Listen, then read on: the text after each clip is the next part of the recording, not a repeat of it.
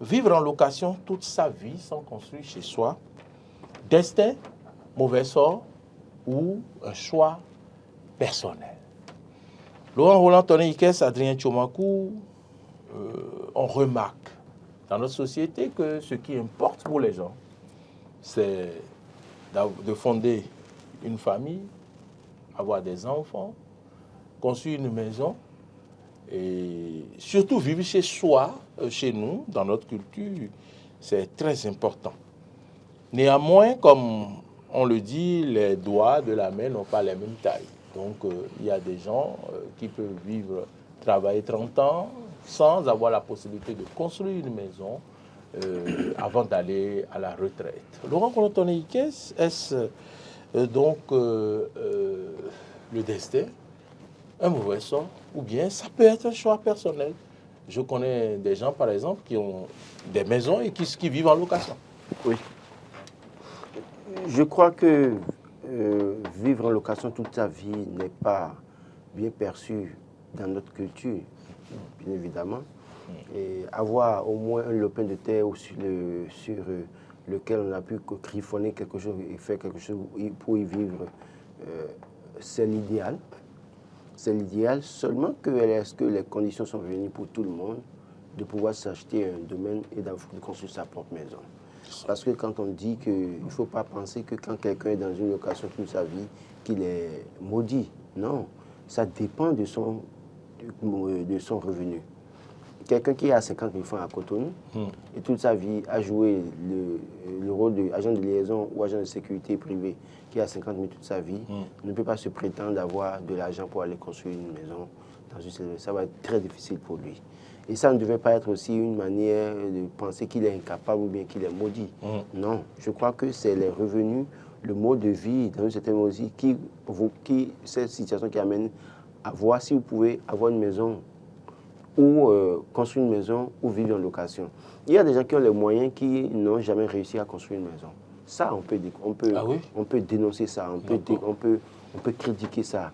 Mais il y a des gens qui n'ont pas les moyens, quand même, bien même quand ils parlent de 50 000, il y a quand même des gens qui ont 50 000. Qui ont vendu de l'eau et ont construit. Il y a des gens même qui ont 50 000 par mois, qui ont réussi à acheter des terres dans leur domaine, dans leur village, et ont construit. Ça, c'est possible. Je connais au moins un cas comme ça.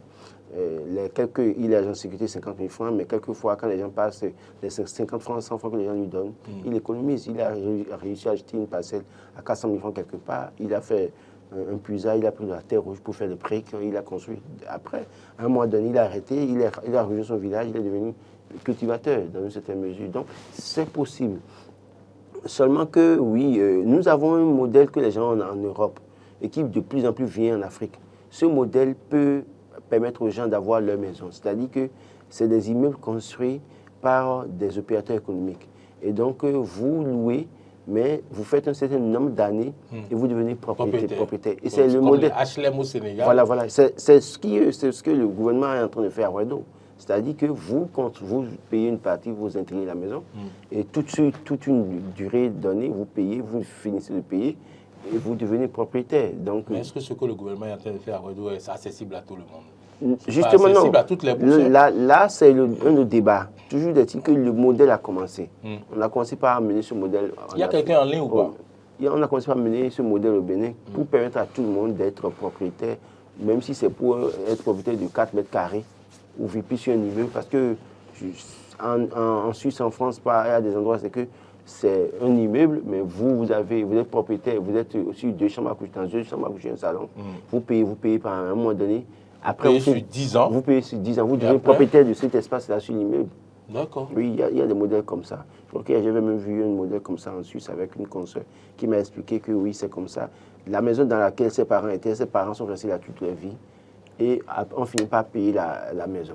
Maintenant, eux, les parents sont en train de dire, au cas où ils ne seront plus en vie, les 2 enfants qu'ils ont pourront revendre ça. Tout comme quelqu'un parmi les 2 peut venir intégrer. On a le droit de vendre? Oui, non, vous avez le droit de revendre parce que vous avez déjà payé. Donc, il y a ces modèles-là qui pouvaient amener tout le monde, chacun, à avoir quelque part où il dort et ce qui lui appartiennent. Mais toujours est-il que ne pas avoir sa maison ne serait une malédiction ou un mauvais sort, non. Je crois que ça dépend de la planification de chaque citoyen. bon, c'est vrai que nous sommes en Afrique. Vous pouvez acheter terre. Je connais quelqu'un qui a acheté une terre, a commencé la fondation, est venu jusqu'au niveau chaînage et n'a jamais fini. Il n'a jamais fini. Pourtant, c'est un cadre supérieur qui était à des millions par mois. Il n'a jamais fini. Ça, c'est un de nos débats. Donc, mais ne pas avoir sa maison, est-ce que ça montre que l'homme n'est pas capable? Non, ça dépend de votre revenu, d'où vous venez.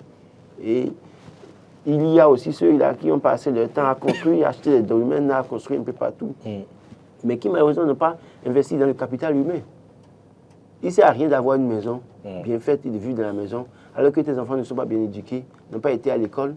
Et dès lors que tu meurs le jeudi, le mercredi, non. Tu meurs le mercredi, déjà les enfants cherchent des clients à qui vendent la maison le jeudi. Donc, est-ce qu'on doit construire à tout prix parce qu'il faut construire? Je crois que chacun doit réfléchir sur la question. Est-ce qu'on doit construire à tout prix parce qu'il faut construire? Est-ce que ça veut dire qu'il y a des gens qui peuvent faire le choix de ne pas construire chez eux et préfèrent vivre en location? Les enfants n'ont qu'à faire pour eux. Et quand eux, ils vont partir... Non, pas les enfants n'ont qu'à faire. Investir sur les enfants qui peut-être... Parce qu'il y a des gens qui, lui, ont l'argent. Et leur problème, c'est de construire. Ils ne veulent pas investir sur les enfants. D'accord. Mais dès lors, ils oublient que l'enfant qui est bien formé, qui est autonome financièrement, ne se souciera pas de ce que ses parents ont réalisé. Oui. Moi, par exemple, j'ai dit clairement à ma mère un jour, mais tes biens ne m'intéressent pas. Tu peux partager ça à tes deux enfants, je préfère me battre pour être à l'abri des problèmes demain. Donc, pour vous dire qu'il faut que les parents comprennent davantage que, oui, construire une maison pour les enfants, d'accord, mais aussi investir sur les enfants, sur leur éducation, pour s'assurer que demain, si vous tombez, que les enfants ne soient pas les premiers démarcheurs à vendre la maison. Très bien. Voilà le sujet. Vous pouvez contribuer, participer en nous appelant au 96 76 68 68. Votre point de vue est important pour nous, pour savoir quelles leçons tirer de ce sujet. Monsieur Moril, ce que je pense, c'est que la plus grosse richesse que nous devons préserver, c'est le capital humain. C'est le capital humain. Nous devons beaucoup investir dans l'étude de nos enfants, dans l'éducation de nos enfants. Vous pouvez investir dans l'éducation de vos enfants, rester en location jusqu'à être admis à la retraite. Je pense que c'est mieux que d'investir des millions dans un logement, alors que logements. Vos enfants sont chassés pour la contribution chaque année scolaire. Donc, tel que vous le dites, c'est que je pense quand même que nous devons assez notre richesse sur l'éducation de nos enfants. Maintenant, est-ce qu'il faut vivre en location jusqu'au soir de sa vie? La culture béninoise ne le permet pas.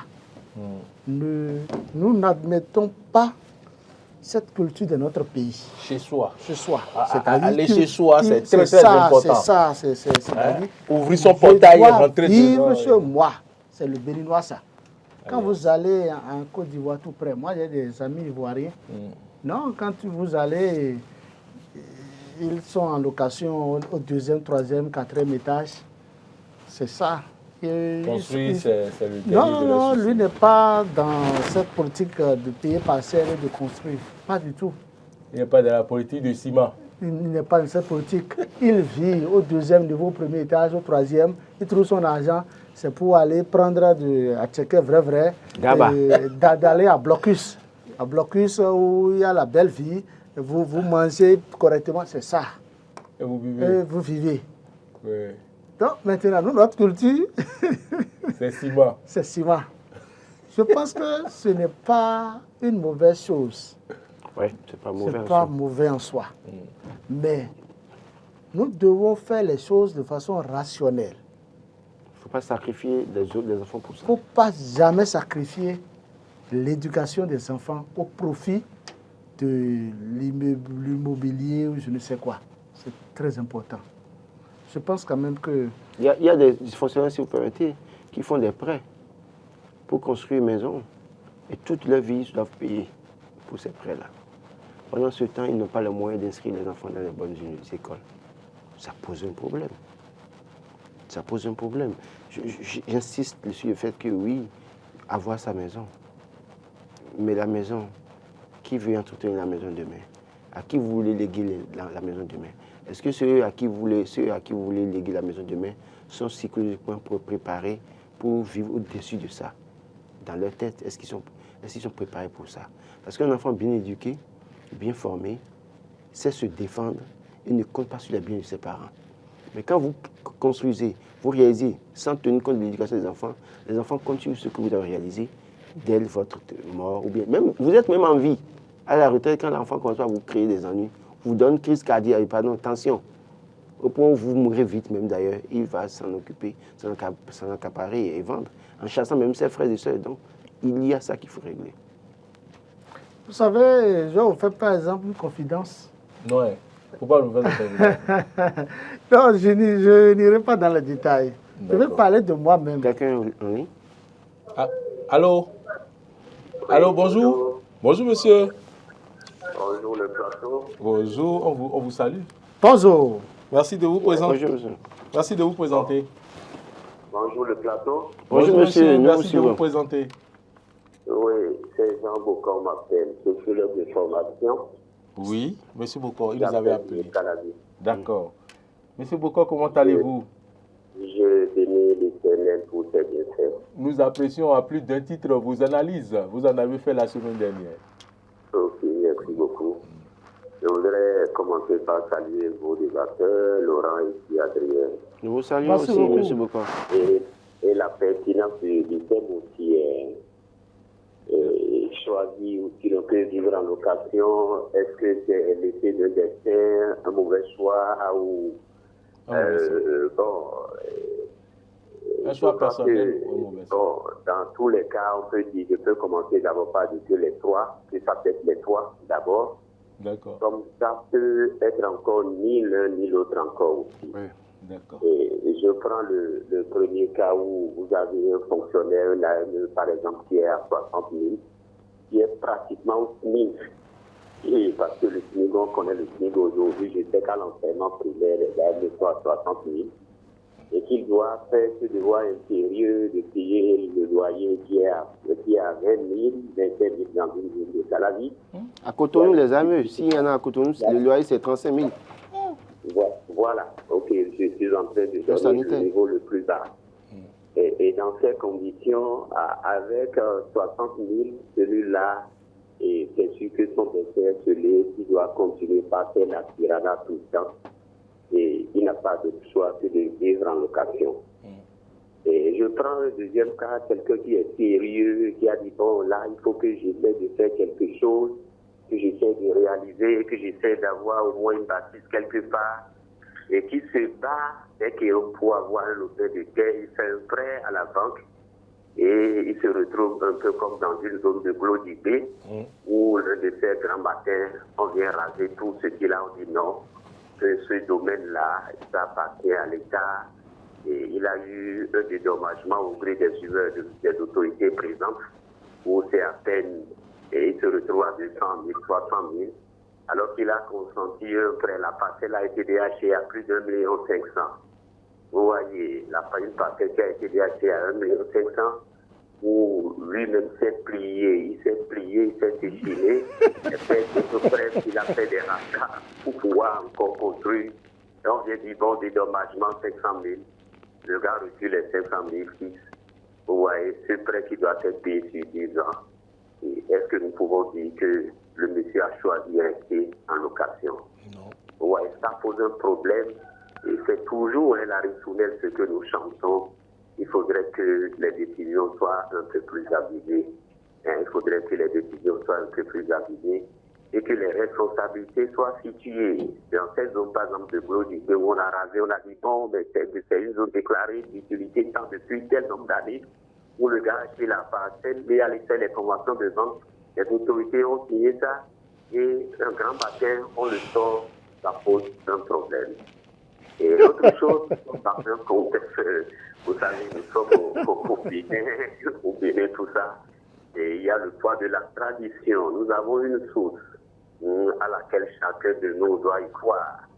Et il y a des gens, par exemple, qui ont construit, qui ont acheté beaucoup de parcelles, mais qui ont tout vendu, qui ont vendu les maisons, et puis un jour, en tout cas au soir de leur vie, même avant même ça, se sont retrouvés encore en location. Je crois que nous devons retrouver à nos valeurs ancestrales par rapport à tout ce que nous faisons dans la vie. Il faut un recours, nous avons un recours, les garants, ceux-là que nous appelons les tétrades, les Bokonos et consorts. Lorsque nous voulons faire quelque chose, il faudrait aller vers ceux-là. Nous ne devons pas dénier le pouvoir potentiel de ceux-là qui ont là de la vision et qui savent voir dans le futur, qui ont le miroir, pour voir dans le futur. Ne doit pas réunir, n'est-ce pas, pour tenir dans leur rôle social. C'est aussi bon d'aller vers ce côté. Si nous sommes chrétiens, un peu comme mon frère Laurent, c'est aussi bon de consulter l'avis de son pasteur si nous avons des choses à faire. Voilà un peu ma contribution pour le débat de ce matin. Une fois encore, merci à tous. Merci, bonne journée à vous. Merci infiniment, M. Bokor, pour votre contribution. On a du plaisir à vous suivre. On avale, comme on le dit, ce que vous savez, il a soulevé un problème. J'ai lu il y a quelques jours, un jeune, en tout cas, quelqu'un publié une information qui a été relayée qui a été mise sur la place, une information qui a été mise sur la place par un quotidien. Un monsieur qui a toute sa vie travaillé, était en location, a construit sa maison dans la zone de Kassato. Et puis, parce qu'on veut réaliser le marché de gros de Kassato, on allait raser la maison. On l'a dédommagé, ça ne faisait pas totalement ce qu'il a investi. Il est retenu en location. Je crois que l'exemple qu'il a donné, c'est un exemple comme ça qui s'est passé. Et à tous les niveaux où on a rasé les gens pour parler du domaine d'utilité publique, quand vous allez voir, des gens ont investi leur sujet de 30 ans, malheureusement, aujourd'hui, n'ont plus d'autre choix que d'aller se retrouver encore en location. Parce que ce qu'on leur a donné ne leur permet pas d'aller même construire 1 mètre sur 1 mètre carré et de vivre dedans dans une certaine mesure. Donc, c'est pour ça que je disais que on ne peut pas dire que c'est un mauvais sort ou c'est un décès. C'est-à-dire qu'il ne faut pas s'attacher à tout prix à ça. Parce que vous ne savez pas de quoi demain sera fait. Il peut arriver que demain, par exemple, l'État vienne dire, là où il y a Eden TV maintenant, là, attention, nous voulons réaliser telle chose, et c'est l'endroit là qui nous plaît. C'est l'État. Donc, pendant que vous faites ça, alors, cherchez à investir au niveau dans le capital humain, dans une certaine mesure, vos enfants, au point où... Ce que vous n'avez pas pu faire, vos enfants le feront. Le feront. Même peut-être de votre vivant. Hein. De votre vivant. De votre vivant, donc. Un ami m'a dit que lui, son père a travaillé toute sa carrière, n'a pas pu construire. Mais c'est lui, l'enfant, qui allait construire pour son père. Qui a construit pour son père. Moi, je connais. Et a enlevé son père de la location et le père vit dans sa maison. Comme en réalité, en toute chose, il il faut se confier à Dieu et avoir confiance en Dieu. Si il est écrit que vous n'aurez pas les moyens de construire une maison et que c'est votre enfant qui le fera, ça passera, ça arrivera comme ça. Je connais un monsieur qui était pratiquement comme un ouvrier qui travaillait pour moi, mon grand-père, qui saclait pour mon grand-père. Si je raconte l'histoire, ceux qui sont chez moi peuvent comprendre. Toute sa vie, il n'a fait que sacler pour mon grand-père. Il saclait le champ pour mon grand-père, on le payait. Son enfant a eu le CEP, c'est mon grand-père qui a acheté le vélo pour l'enfant et le père a saclé pour payer ça. Mais il est arrivé un moment où ce fils-là, d'abord il fait partie des plus riches du Bénin. Il est immensement riche. Ah oui?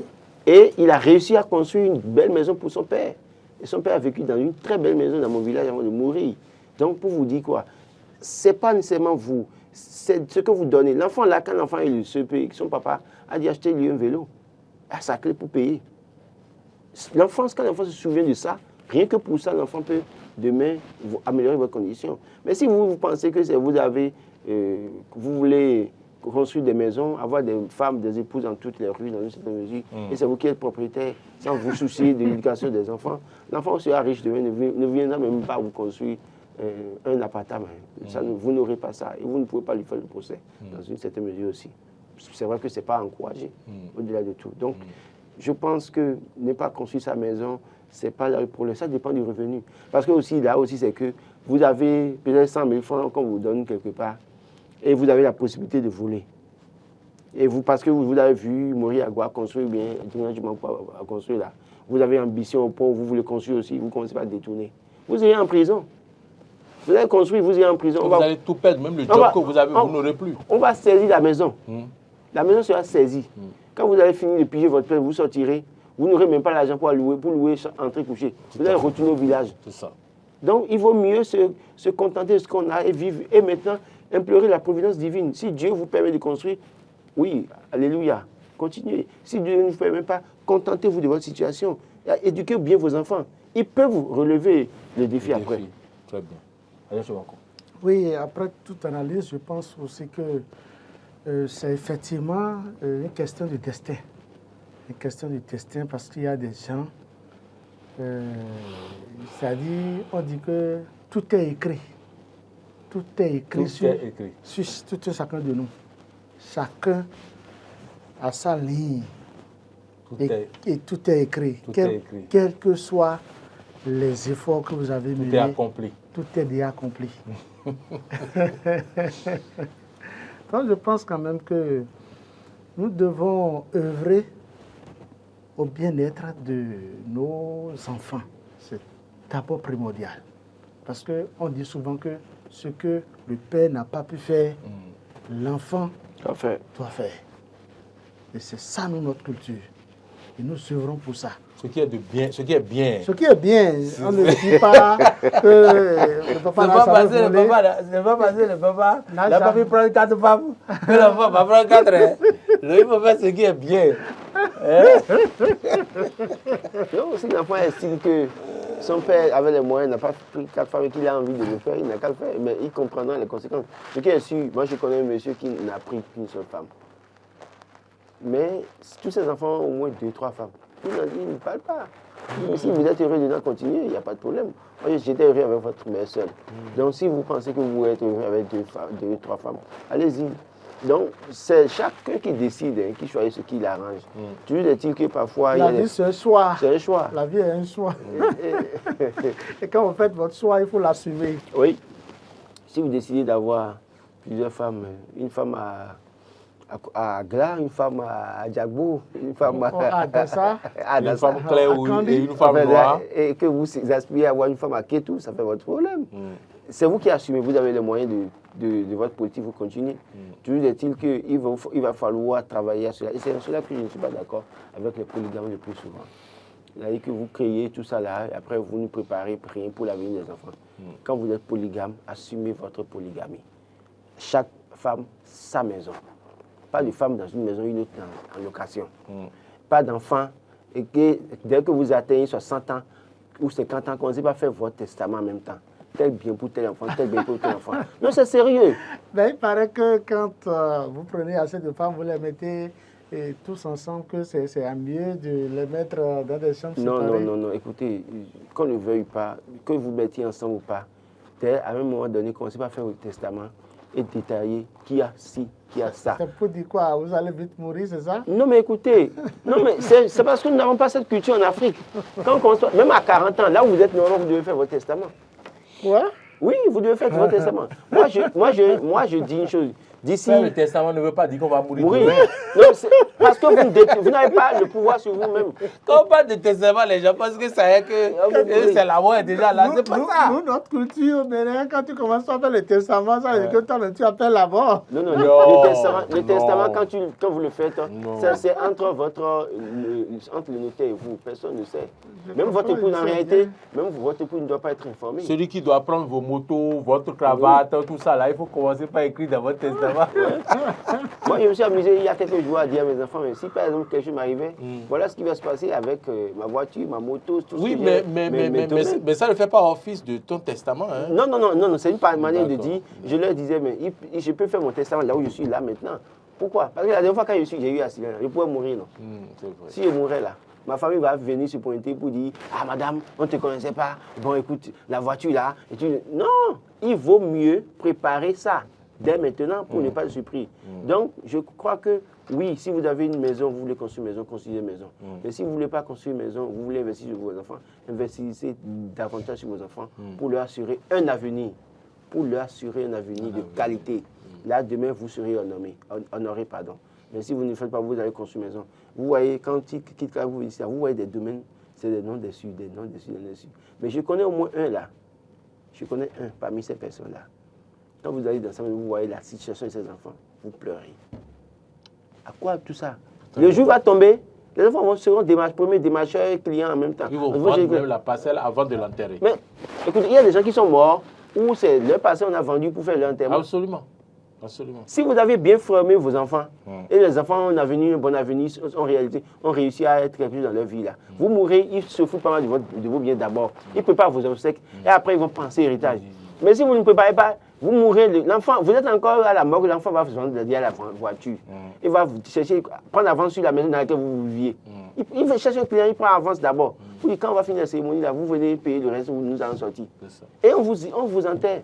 Donc, il vaut mieux préparer la relève pour que ce soit une relève de qualité. Et c'est le lieu, à Djenchomakulu, de remercier ses parents, ces personnes qui savent que c'est le capital humain qui est le plus important, comme vous l'avez dit sur ce plateau, et qui investissent sur leurs enfants et qui ont compris que l'avenir se trouve dans la progéniture pour assurer la postérité, comme on le dit. Et donc, c'est le moment de remercier ces personnes-là. Oui, et merci d'avoir investi sur nous, de remercier nos parents. Parce que s'ils ne l'avaient pas fait, on ne serait pas assis ici face à vous.